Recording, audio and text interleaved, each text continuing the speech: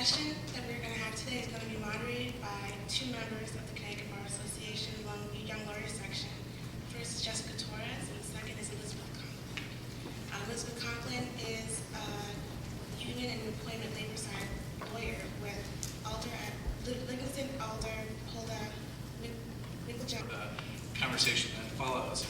So, in other words, I'm going to take the next 15 minutes to boil down about 40 years of Title VII.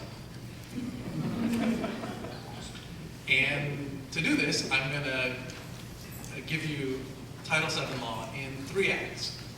Act 1, the difference between disparate treatment and disparate impact. Act 2, the tightrope, or a non-random example of how avoiding both types of liability can sometimes get complicated.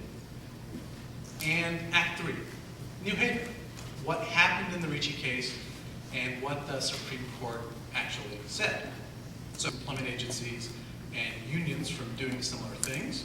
So for example, no employer or union discrimination in training.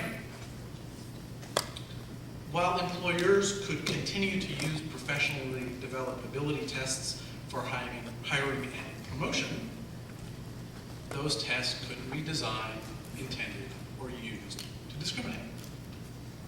Soon, courts read these and other parts of Title VII to recognize 2 general types of Title VII liability: disparate treatment liability and disparate impact liability.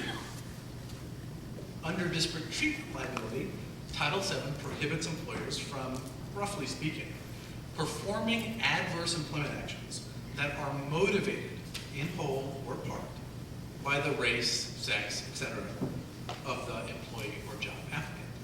Now, since employer motives are often unclear and debatable, the courts have choreographed a 3-step dance for litigants in, say, a lawsuit alleging disparate treatment solely on the basis of race. Step 1. The plaintiff presents enough to make out a prima facie case. That is, enough evidence so that it's at least reasonable to infer discrimination on the basis of race. If so, step 2.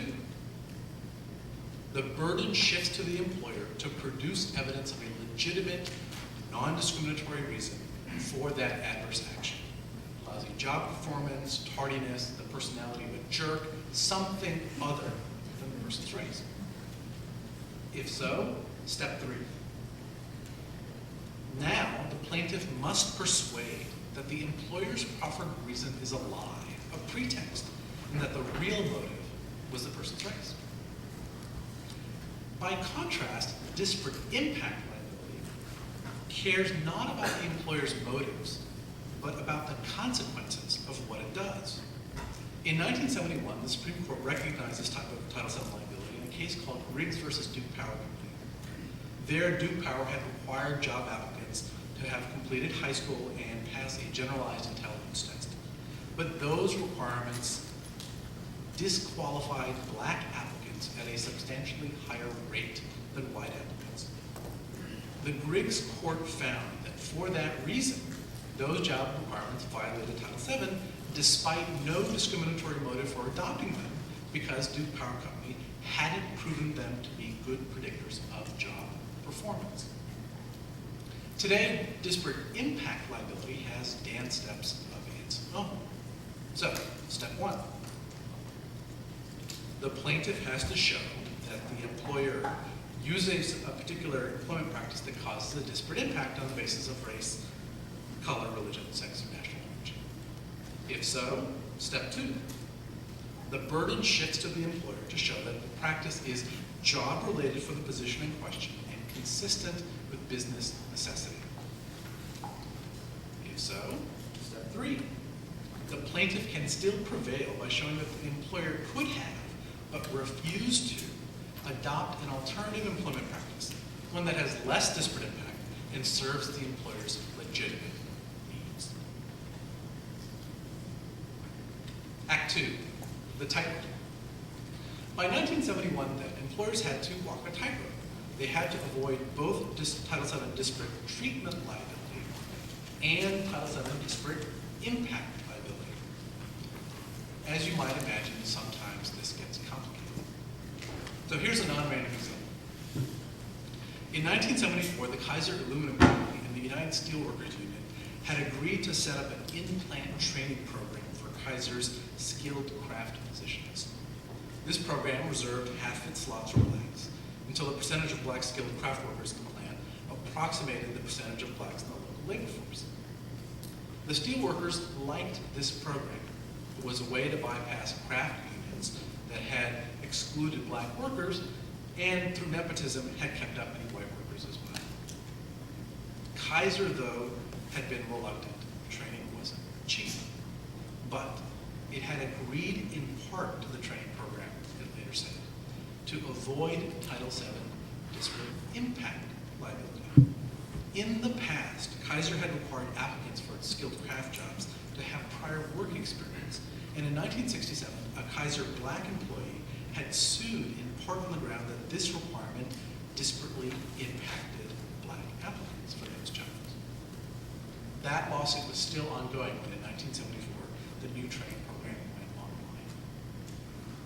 At Kaiser's plant in Gramercy, Louisiana, Brian Weber, a Kaiser lab technician, applied for a training slot. He didn't get it. Selected instead was a black worker. Weber sued, arguing that the program disparately treated him and other white workers at the plant because of their race, in violation of Title VII. That is, it appears that a program adopted in part to avoid black worker challenges of Title VII disparate impact was now being challenged by white workers as Title VII disparate treatment.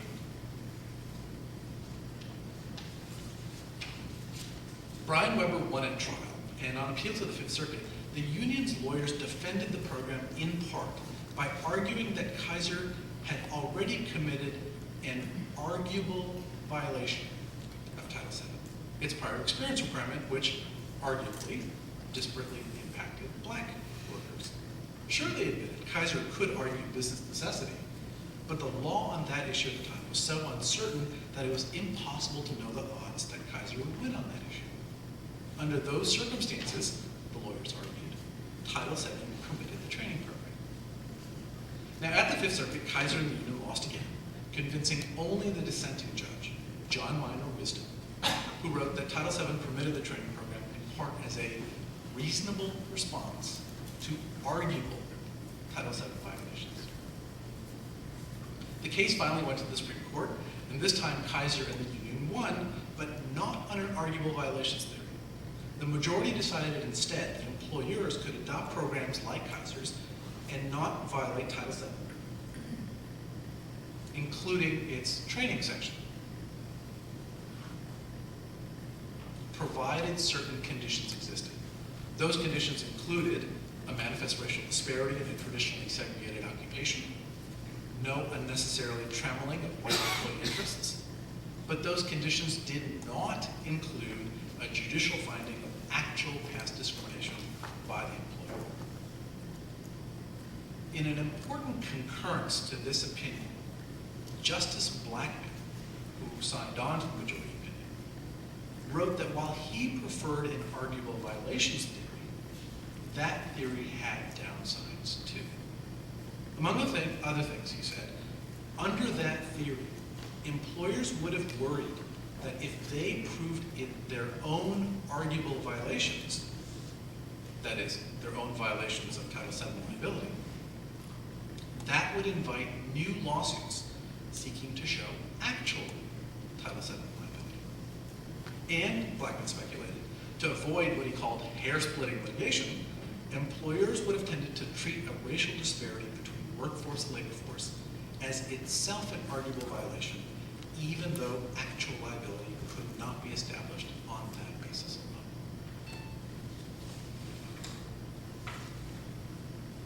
Act 3, New Haven. Here's a rough sketch to get us going. In late 2003, 118 New Haven firefighters took exams to qualify for lieutenant working company. The city's collective bargaining agreement with the firefighters union also indicated who could sit for the exams and how much the written and oral portions would count toward the final score. 34 passed. the top 10 were all white. 41 candidates took the fire captain's exam. 22 passed.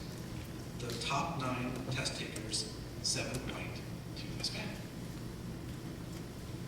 In March 2004, the New Haven Civil Service Board considered these test results. The board split 2-2. The test results were not certified. This lawsuit followed. The plaintiffs ultimately were 18 firefighters, 17 white, 1 Hispanic, all who had passed the promotional exams. They argued, among other claims, that the city of New Haven had violated Title VII's ban on disparate treatment. The city hadn't certified the test results because of the plaintiff's race. Discovery ensued and later cross motion for summary judgment. On the Title VII claim, the city offered this as its basic reason for not certifying the results. A genuine fear that if the board had certified the results, Black and Hispanic firefighters might bring and prevail on a Title VII disparate impact claim. The city had acted to avoid disparate impact liability under Title VII. They argued, and for that reason, that didn't count as discrimination because of race.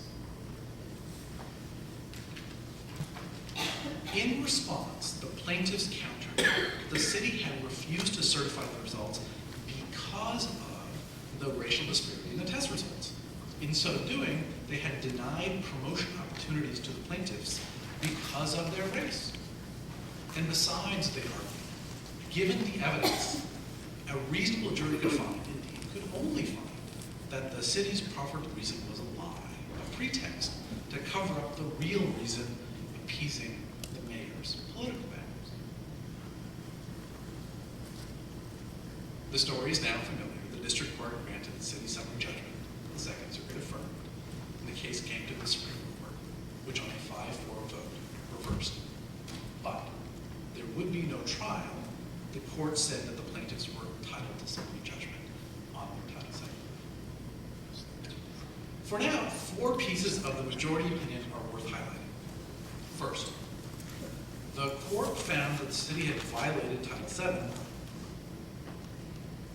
and in so doing, the majority rejected the argument that since the city's action was motivated to avoid disparate impact liability, that action can't count as discrimination against the plaintiffs because of their race. To do this, the majority contrasted the city's proffered goal, avoiding Title VII disparate impact liability, with the conduct undertaken by the city to reach that goal.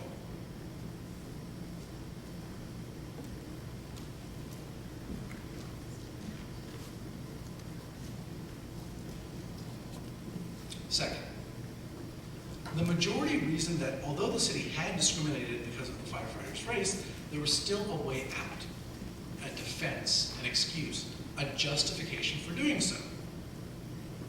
That is, a strong basis in evidence to believe that it would have otherwise been subject to Title VII disparate impact liability. This is an objective standard, the court said. Good faith isn't good enough.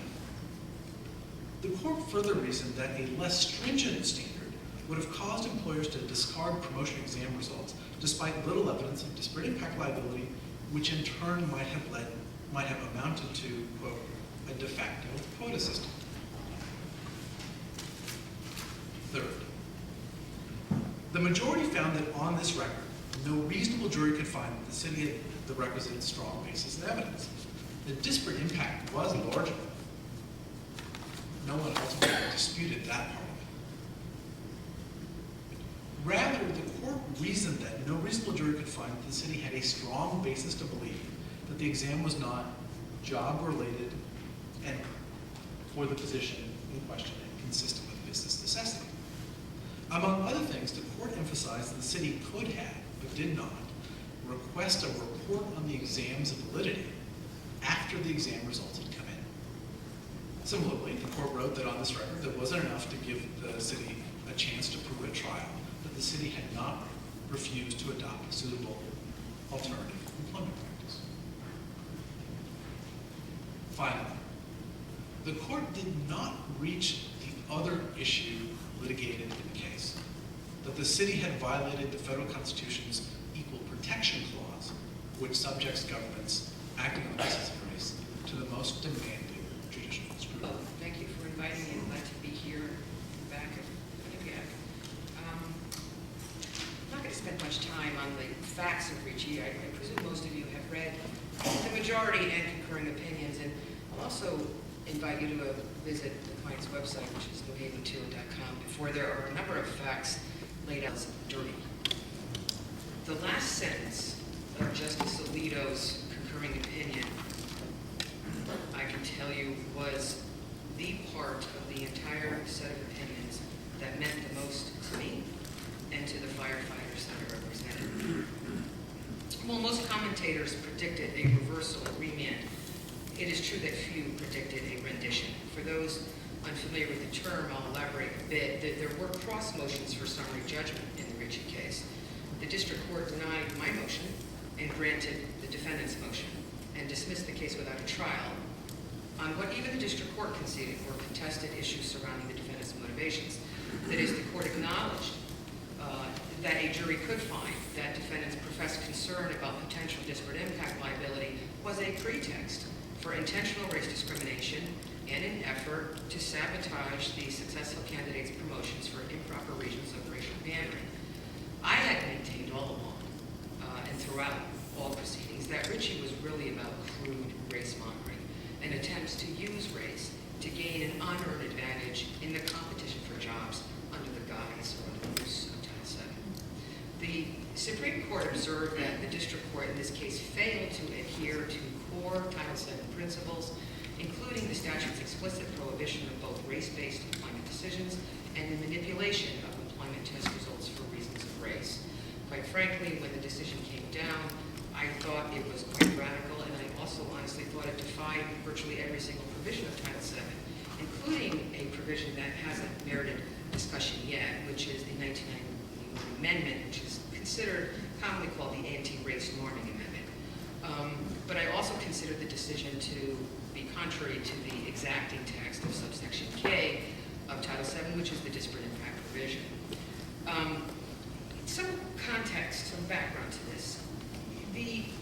When I first took the case on and did the research, given that this was my first foray into the thicket of so-called reverse discrimination cases, I had to do a lot of research, and I was surprised at what I saw. There were literally countless disparate impact cases and challenges to civil service exam results. They were all concentrated in the civil service, coming out of the cities and towns across the country. And even within that context, further concentrated in police, firefighting, teaching, and with few exceptions, maybe some correctional cases, but largely concentrated in those professions. And what struck me was that cities had become virtually paralyzed from filling vacancies in their command structures of their first responder agencies, because almost every single civil service task was attacked on disparate impact grounds, leading in some cases to years of litigation. In Chicago, for example, the Seventh Circuit Court of Appeals noted that the city of Chicago had largely been unable to fill positions in its police. It, as the professor noted, has its roots in the Dredd case. And mind you, the disparate impact doctrine is a judge-created doctrine. You never saw any reference to disparate impact in Title VII. Title VII always explicitly prohibited employer consideration of race in making a decision. Very, very plain prescription. It was the judiciary that created that doctrine. And I always maintained that Riggs was correctly decided because it really involved evidence that an employer was deliberately crafting criteria for hiring labor jobs for which no particular education or skill was required in a way that most people would agree was deliberately designed to exclude blacks from hire. And that hiring criteria was imposed, remarkably, right on the heels of the passage of the Civil Rights Act. So anyone looking at the Griggs situation would conclude that that employer was looking to evade compliance with the anti-discrimination law and impose unrealistic and totally job-unrelated criteria for the intentional purpose of excluding blacks. I believe, based on my research and review of what is going on in the federal courts for the past 30 years, that that good decision has been misused and exploited to become something it was never meant to be. And that is a transmuting of Title VII from a guarantee of equal opportunity to a guarantee of equal results, to have quotas or racial balance, and you are to respect and not tamper with the results of civil service tests. So, what do we have? A district court opinion that says, doesn't matter that New Haven admitted the tests were job-related, which they did. It doesn't matter that the city admitted in open court with me standing there that they did not have and were not presented with an alternative that was equally valid and that could be demonstrated to have less disparate impact. With those concessions, with a statute that says you cannot manipulate the results of employment tests on the basis of race, we have a court decision that says it doesn't matter. As long as you have a good faith belief that alternatives might exist, and even though you can't point to any flaws in the exam, it doesn't matter. I have never seen a decision like that, ever. And I can tell you one thing, in order to disabuse those who disabuse you of the notion floated so much in the media, especially in the wake of all the attention Ricci got, that there was precedent for the Ricci decision, both at the district court and the Second Circuit level. Let me tell you something. There wasn't a single precedent for the Ricci ruling. Not one. Zip. Zero. In fact, my opponents could not cite a single case throughout the entire briefing at the district court and Second Circuit level where any city had walked away and refused to act on the results of a civil service exam because of disparate impact. There wasn't a single case in this country. And there wasn't a single Second Circuit precedent that supported what New Haven did. But I think what happened was, obviously, in light of the nomination of Judge and Justice Sotomayor, there was a lot of commentary and a lot of spin going on in the media, and all of a sudden, it was a matter of the Supreme Court writing a new Title VII, legislating against the act, and somehow coming up with a new standard and new rules. That is as far from the truth as you can get. The Supreme Court did not enact any new provisions. The Supreme Court did not issue any new standards or new rules. The Supreme Court was enforcing the statutory text of that act as it existed against a body of law that said over and over again that you may not consider race in the selection unless you have a compelling interest to do so. Now, I see that there's going to be more repercussions in the public sector than the private sector. All of the cases that I saw arose in the public sector, and there is a reason for that. The public sector is highly politicized. The civil service is highly politicized. Politicians, elected officials, as they are subjected to great pressure from interest groups. So in this case, there was a lot of evidence that New Haven's mayor and its administration came under heavy lobbying. You don't see that in the private sector. So if you go and look at the disparate impact jurisprudence, you're going to see many more public sector cases than private law cases, private sector cases. So my prediction is that as Ricci plays out over the years, I think you will see far fewer disputes arising in the private sector as employers generally believe they can take some refuge in the Ricci decision and have some confidence that they can use legitimate job-related tests and act on the results of those tests without too much fear of litigation. In the public sector, I do predict that many municipalities will respect Ricci, but many municipalities will probably try to engage in a little oppositional behavior, particularly where you have elected officials who are subject to the push and pull of politics. In the Ricci case, the evidence was absolutely extraordinary that that's exactly what happened. New Haven had experienced disparate impact in virtually every single civil service exam it had ever administered. In fact, the only occasion that I can think of when African-American police officers sued New Haven over a police sergeant's exam that had disparate impact, it was involved a predecessor administration. The city of New Haven easily defended that action and prevailed. So disparate impact isn't illegal. And if you have to take a disparate impact suit, it can be well defended and defeated. But a new administration comes in, and you have a lot of lobbying, and the application of the worst political muscle had a great deal to do with Ricci. And all I can tell you is that some people said that I was either nuts or fanciful in petitioning for a summary order from a court of appeals, and no one goes up on a summary order. If there's a lesson for you in this, it is for those who aspire to get a case before the nation's highest court, and who hope to have maybe their name attached to a landmark. Be audacious and fanciful and bold, because no one in a million years guessed that Ricci would get there.